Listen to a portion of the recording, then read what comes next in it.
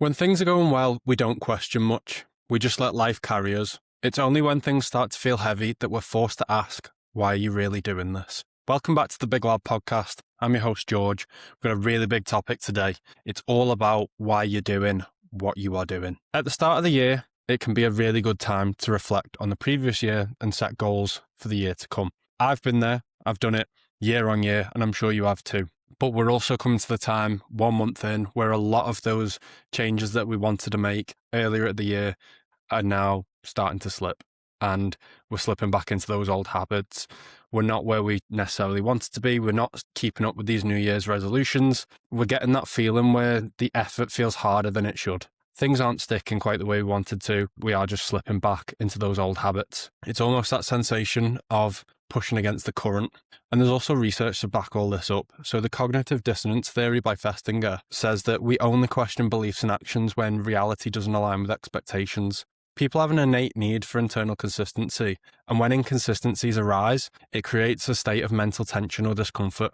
To reduce the dissonance, you may need to change behaviors and beliefs by aligning your actions with your beliefs. For instance, you may want to quit smoking because you know it's not healthy for you, but you've got that habit of constantly reaching for a cigarette and having a break whilst you're at work. When that uncomfortable feeling arises where you know you're doing something that you shouldn't, it's time to change that behavior to align with your beliefs. Saying no to that cigarette, because in the long run, you want to improve your health. Individuals with higher self-reflection show better emotional regulation and goal clarity. When you are aligned with your goals, you are very good at self-reflecting and emotionally regulating your reactions to things. Reflection isn't accidental, it's a signal. Quite often, reflection can come from bad moments, and as human beings, we can quite often focus on the bad things in life. But reflection doesn't just have to come from a bad moment. It can also come from doing something well. By reflecting on things, you can see what you did well, what you did bad, what you can potentially improve on for next time. Like I say, it doesn't always have to be a bad moment. It doesn't have to be a failure. It could be something that you've done really well, and then taking that into future experiences to help you again. It doesn't always have to come from a negative event. And that brings me on to why hustle alone isn't the answer. So if effort alone was the answer, most driven men would already feel fulfilled.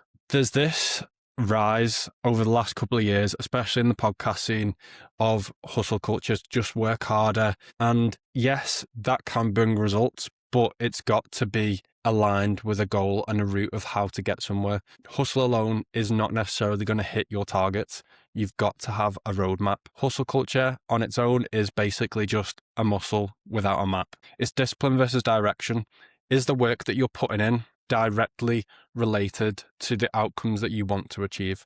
Because if it's not, you're just basically shooting in the dark. You may be working harder, but you're not getting the results at the back end. And I don't think the podcast space is really helping this.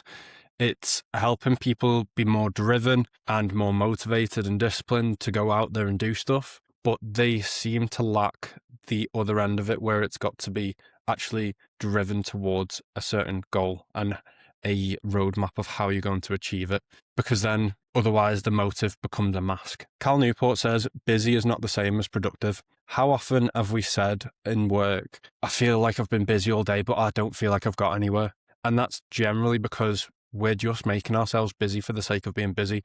We're not actually working towards an end goal. And Adam Grant says, who's an organizational psychologist, working hard without purpose leads to burnout, not growth. I've been there myself. Last year, I had a good spell of 2 to 3 months worth of burnout. I've spoke about this on an episode before. And that was mainly because I was really busy with work. I was traveling a lot with work. I was trying to go hiking on a weekend. I was going to the gym, trying to aim for a rowing event, which at the time was probably not a good idea, stacking things on top of each other. And I just felt like I was busy, but not really getting anywhere, and just led to burnout. And it meant that I was only going to the gym maybe once or twice a week, which is pretty much unheard of for me, considering the last 14 and a half years I've been very consistent. And the longest time that I ever had off the gym was a 3-week trip to Disneyland to see Mickey Mouse. Stanford research on goal orientation shows that outcome-orientated goals can reduce intrinsic motivation and can increase stress. So we have intrinsic motivation, which is internal, and we have extrinsic motivation, which generally tends to be external. We'll get onto that later in the podcast. So the rise of burnout and high performance, despite all the productivity tools everywhere, is only on the rise. And like I keep saying, it keeps coming back to this whole hustle culture of just work harder. But without a direction, you are not really going to get anywhere. So ambition without alignment is just directionless energy. You're just putting energy out there and working harder for nothing really in return. So where do your motivations come from? You can work hard for different reasons, and that reason makes all the difference. So like I was saying, it's extrinsic versus intrinsic motivation. So extrinsic is likes, validation, comparison. Intrinsic is satisfaction, mastery, and meaning. Would you still do the things that you are doing if nobody saw what you were doing? I think I had this conversation with Josh actually on a podcast a couple of weeks ago, where we were saying all the people that are doing high rocks and things like that now, would they still do it if they didn't have Instagram to post it to? I think not as much. I don't think there's that many people that do it generally for the love of doing a high rocks. I think they want to get that validation. It's the same with the fitness photo shoots. That was a big phase over the last couple of years. Would you still be inclined to do a fitness photo shoot if you didn't have social media to put it up towards? Because I don't think you would. For the majority of people, there's not that many people that enjoy dieting down, really lean, to put fake tan on and get in the bills and take some photos in a random warehouse somewhere. But that's just me. I think that if a lot more people looked intrinsically what they actually want to do, what makes them happy. For instance, this podcast, I've been asked plenty of times by people like, why do I do it? Because some of the episodes may not reach that many people. I'm still trying to figure out all the algorithms. It's a tough world, the podcast space, trying to get someone to listen to a complete stranger for maybe an hour. If you are enjoying this episode, by the way, please drop a like and a follow if you're new. It means a lot and helps a lot. With the extrinsic motivations, I feel like a lot more people are inclined towards that, especially with the uprising of social media over the last 15-ish years probably now, is people are doing things for a certain look or the way people think about them. And it's not like, I want this flashy car because I genuinely like cars. Like for me, I've wanted a Porsche since I was a kid. I can't yet afford a Porsche, but hopefully one day I can. And that wouldn't be an extrinsic thing to sort of show off to people. I've literally had a book since I was like 7-8 years old. So me getting a Porsche, it'll be like an internal milestone for myself that I've managed to achieve. I've worked hard to get to the point where I can afford one. It wouldn't be a flashy thing. And yeah, other people may think, oh, like George is being flashy because he's got a Porsche. But internally, I know that it's not for that reason. And that's all that matters. So you got to ask yourself, does applause fuel you more than progress does? Do you need the validation of others, or can you internally feel proud of yourself for doing something and achieving something, going and doing that half marathon or that high rocks or whatever it is that you are looking to do? Are you doing it to get the applause of others, or are you doing it for that internal satisfaction? Again, there's some more research on the back of this. Decky and Ryan's self-determination theory. Intrinsic motivation predicts long-term satisfaction more reliably than extrinsic. If you are constantly chasing the external validation, you are less likely to be satisfied in the long term than someone who is intrinsically motivated by, like I say, just being proud of yourself and achieving goals that you've set out because that's what you wanted to do. There's also the Harvard study. Rewards can undermine interest when the task is inherently enjoyable. The British Psychological Society also found that external validation actually reduces self-efficacy over time, which is an individual's belief in their capacity to execute behaviours necessary to achieve specific performance goals. You've got to constantly just ask yourself, why are you doing what you're doing? Just take a couple of moments, maybe write it down, make a spider diagram. I'm doing X for this reason. Figure it out, because you may find that the goals that you're aiming for aren't necessarily aligned with who you are. Ask yourself, if the audience disappears, does the drive disappear with it? Do you need the validation of others to keep doing what you're doing? Or are you doing it because you genuinely enjoy doing it? Like for me, I said with the podcast, some of the episodes may not reach that many people, maybe because I'm not that great with figuring out the algorithms and stuff like that. But I do it because I genuinely love having really interesting conversations with people that I would probably have never had the chance to speak to if I didn't have the podcast. There's people that I've had across the pond in America. There's, I think, 4 guests maybe from America. I would never have spoke to them for an hour or two that I have if I didn't have the podcast. And that is incredible to me in some way.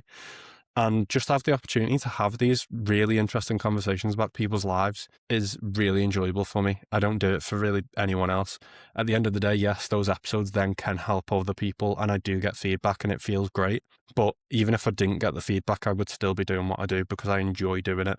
I will be honest, I don't necessarily like the editing process. This is the second time I've actually recorded this episode because for some reason the audio messed up the first time. But hopefully it's all good this time. Your motivation's why is more important than its what, which moves us nicely into the avoidance layer. So sometimes effort becomes distraction and distraction hides the truth. So achievement as avoidance, not advancement. So pursuing success primarily to avoid the negative consequence of failure, such as shame, loss of self-worth, or professional incompetence. So that is people going out of their way to try and achieve something to not have that feeling of being a failure, even if they did nothing, they wouldn't necessarily be a failure in the first place. And you've also got the paradox of constant productivity. Despite working longer hours and utilizing advanced technology, individuals and organizations achieve less meaningful output and experience higher burnout. Pushing for constant productivity, such as hustle culture, often leads to action faking rather than genuine progress, proving that strategic rest is more effective than constant activity. This is individuals and companies constantly going for productivity metrics when in the end that just leads to people acting like they're busy, like finding things to do. And then that doesn't actually lead to more results at the end of it. It could be, for instance, someone changing the colors on a spreadsheet to make it look pretty. At the end of the day, that's not getting you further along the line in terms of whatever the challenge was to do. It's just making something look good, and it's making yourself busy for the sake of being busy. For me, especially back when I was in like college and studying for my accountancy exams, I really benefited from short, intense bursts of learning, and things stuck a lot more. I could not sit there for 4 or 5 hours straight and learn because I'm human at the end of the day, and at some point you just start to dwindle and fall off a little bit. So I would do, say, maybe half an hour, 45 minutes, intense, blast it out, and then have maybe a 15-20 minute break and come back to it. I do pretty similar with work now. I can't really just sit there for 3-4 hours straight.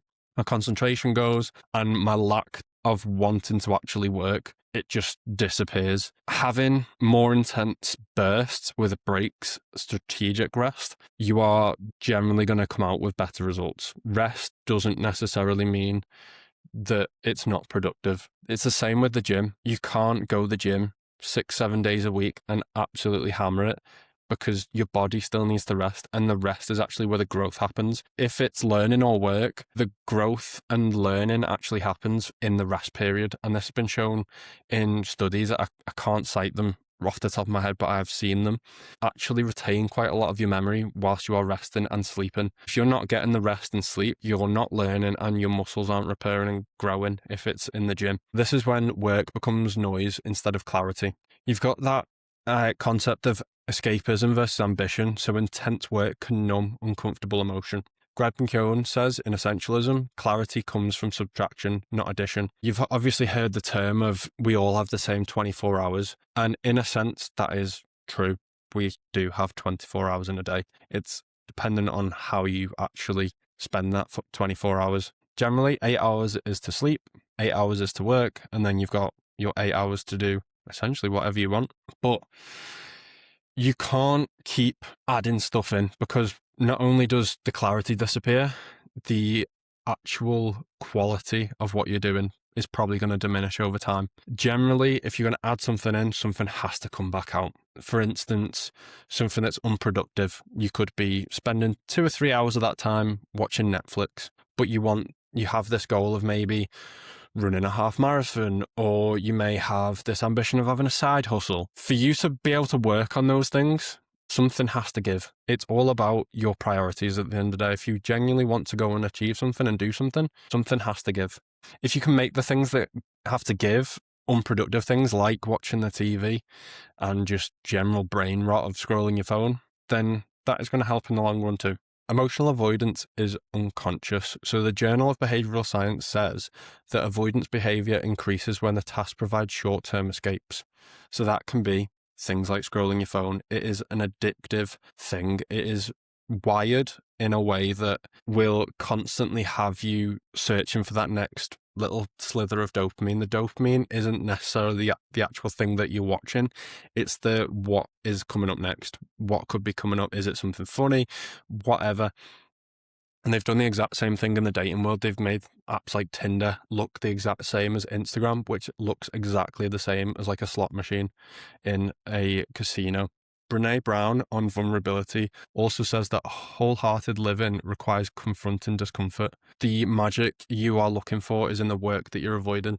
For instance, if you did have that goal of a half marathon, it might be rainy outside, it might be cold. On the end of the day, the race day could be cold and wet.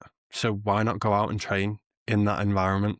Don't try and sort of push it back by, I don't know, deciding that you're going to clean the house, avoiding the thing that you need to do. Sometimes effort doesn't solve, it covers. We've got reflection as evolution. Every meaningful period of growth in my life has come from a low point, not because pain is good, but because pain forces reflection. Now, reflection doesn't require trauma, just honesty. Reflection doesn't have to necessarily come from a traumatic event. It can actually come from something that you've done that's good. Resistance is feedback, not failure. So if you see failure as something that you can overcome, like a wall, you can go round it, you can go over it, you could go through it. Instead of seeing it as a failure, as a stopping point, it's an opportunity to learn and then gain experience from that to take into future experiences where you can then deal with something a lot better and more emotionally regulated. The Stoics say, control the controllable and don't worry about the uncontrollable. Just control your reaction to it, which is basically saying don't waste energy on the things that you can't control. Just focus your energy on the reaction to it, and focus your energy on the stuff that you can actually have an impact on. Pain is a mirror, not a monster. By reflecting internal, unseen emotional or physical realities, individuals can externalize, understand, and address their suffering rather than viewing it as a monstrous, destructive entity to be feared. Pain isn't necessarily a bad thing, it's an opportunity to learn. Post-traumatic growth research shows that significant life changes can catalyze deeper meaning, and neuroscience shows that reflection versus reaction build neural pathways for emotional regulation. By being able to reflect on something that has happened, again, whether it's good or bad, you can then build neural pathways to then deal with a similar situation going forward in a lot more regulated manner. This can be done by journaling and reflection, because studies show that this can lead to better decision-making and clarity. Not everyone needs crisis to reflect, but many men aren't trained to slow down without one. Resistance reveals the places we haven't looked yet.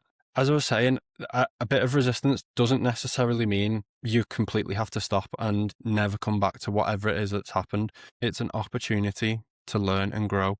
Instead of taking it as a negative, take it as a positive. This thing has happened and presented you with an opportunity to reflect and grow as an individual to then deal with a similar situation further along the line in a lot more regulated manner. You can understand why it's happened, how to deal with it, and how to move forward and overcome it in the future.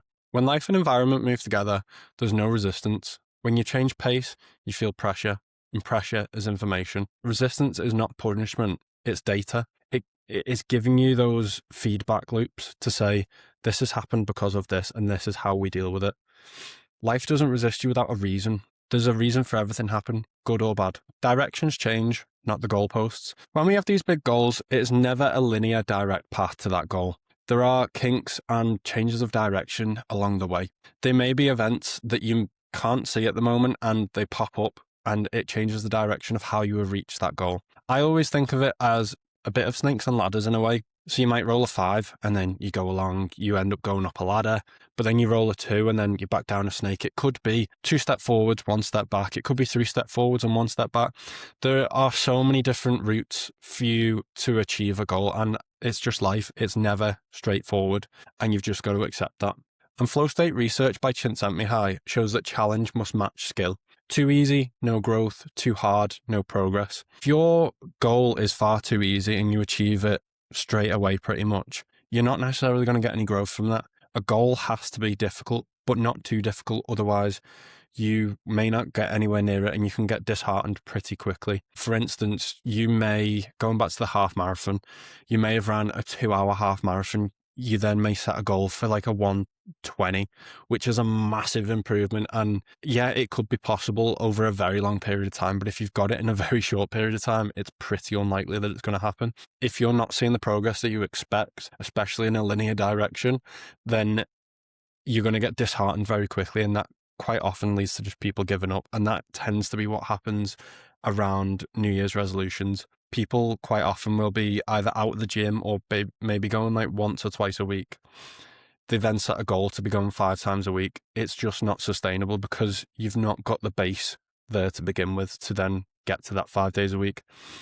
If you set that goal for 6 months, I want to be in the gym for 5 times a week. Yeah, you can build on that 1 day a week that you've currently got and slowly add habits and stack them over time to then reach that goal. But if you're going week 1 in January, right, 5 days a week, you might go that first week 5 times. Chances are you're going to have the worst DOMs in the world. You're going to be pretty put off on the second week. You may get there for 4.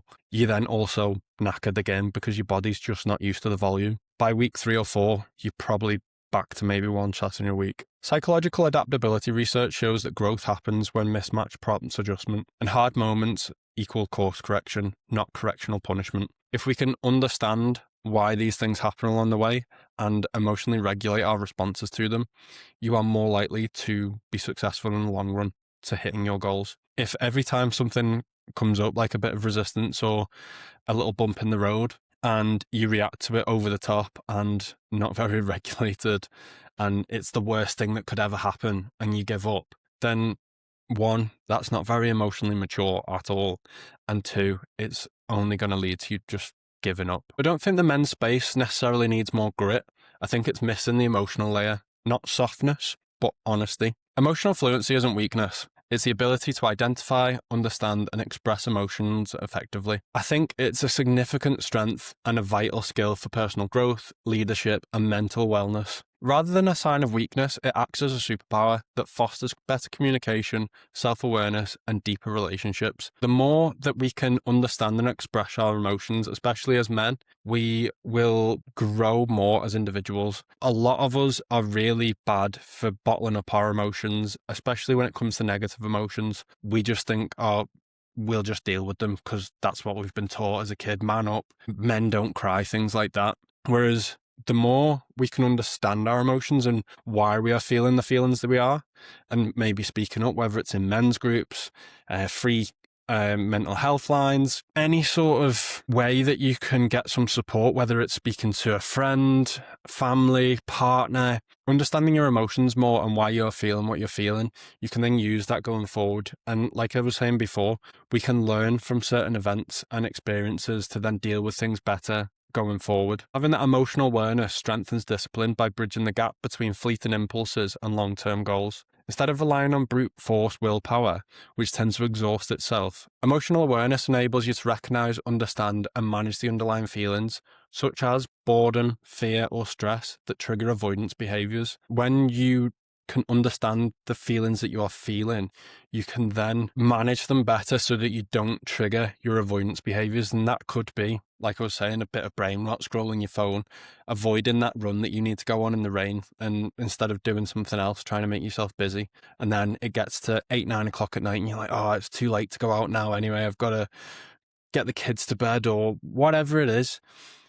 Masculinity and emotional honesty are not contradictory. You can be masculine and be in tune with your emotions and understand them better. Research shows that emotional suppression predicts poorer outcomes in health, relationship, and decision making. When we suppress our emotions, we are more likely to harm things like our health through maybe drug and alcohol abuse. Relationships, you may fall out with partners for basically just not opening up about your feelings. You may be frustrated, bored, stressed, and you may then take that out on either partners, friends, family. In decision making, you can just tend to make rash decisions, which you then may regret further along the line.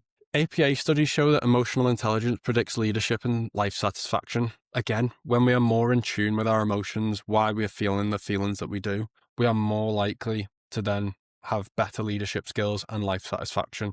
You have to feel to know, and you have to know to grow. Emotion is not a detour. It's a compass. Now, I want you to really think about these next 5 questions that I'm going to ask you. Maybe write them down on your phone, piece of paper, whatever it is. The first one, where does my drive actually come from? Think about that. Why are you doing the thing you're doing? Number 2, am I chasing applause or alignment? That goes back to the extrinsic and intrinsic motivations. Are you doing it for external validation, or are you doing it because you genuinely enjoy doing the thing that you're doing? Number 3, what am I avoiding by staying busy? Are you purposely making yourself busy to avoid the thing that you know you need to do? Number 4, if no one ever knew, would I still do this? Are you doing it just for likes on Instagram? Would you still do that fitness photo shoot if you couldn't post the photos anywhere? Number 5, what does enough actually look like for me? What makes you satisfied at the end of the day? Now, I want you to just take a few minutes, write it down, whether it's in your phone, on a piece of paper. Think about it deeply, because when you're more aligned with your goals and who you want to be, you will be a lot more satisfied doing what you're doing. If you're doing it just to make other people happy, it's not going to last in the long run. You're probably going to be pretty miserable. You don't have to know everything yet, but you can start by asking better questions. If you think this episode has helped you, please share it with a friend that it may help too. If you've enjoyed this one, drop a like. If you're new, subscribe, and I'll see you in the next one.